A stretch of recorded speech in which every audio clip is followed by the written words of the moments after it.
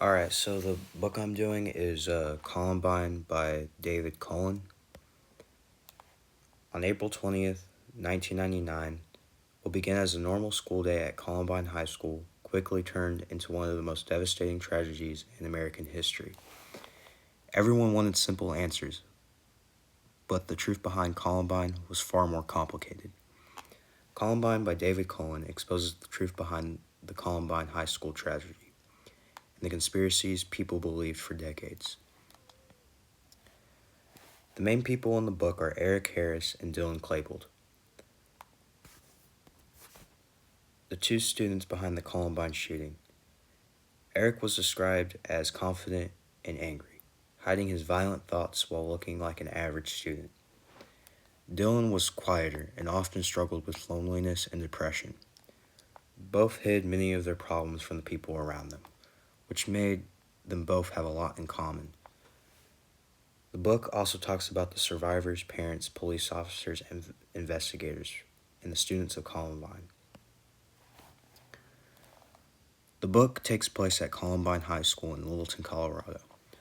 Littleton was described as a quiet, middle-class suburb town where people believed nothing violent or shocking would happen. Harris and Klebold were both began attending in 1995. Between 1997 to 1998, both began to express anger through their diaries with violent writings. In January of 1998, both were arrested for breaking into a van and entered a juvenile diversion program.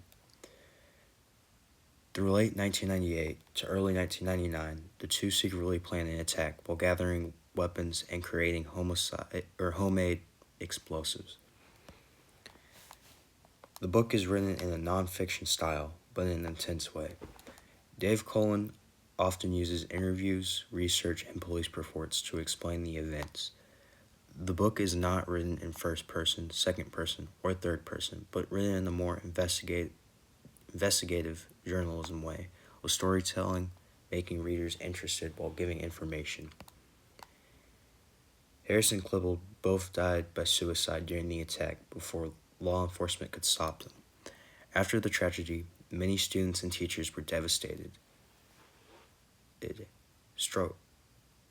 and struggled with trauma and grief, which led them to counseling and fear of returning to school. The Columbine community faced challenges dealing with the media attention and public misunderstandings.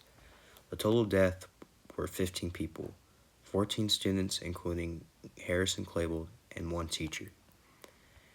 A lesson you can learn from this book is paying attention to someone else's mental health and behavior. By guiding, help, and support, it can prevent them from going psychotic.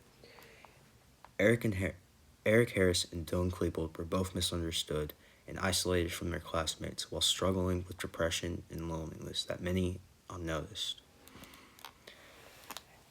Eric and Dylan remind me of Travis Bickle from the movie Taxi Driver because both show characters who feel isolated, angry, and disconnected from their own societies and develop violent thoughts instead of getting help.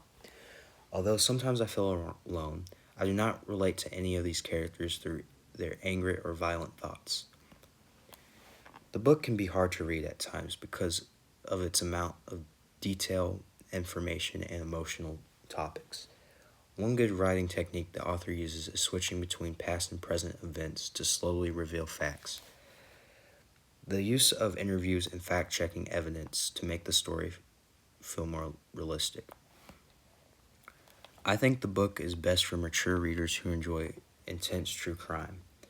People who like emotional stories over real-life tragedies would probably find this book interesting because it goes deep into the myths and further problems behind the Columbine shooting.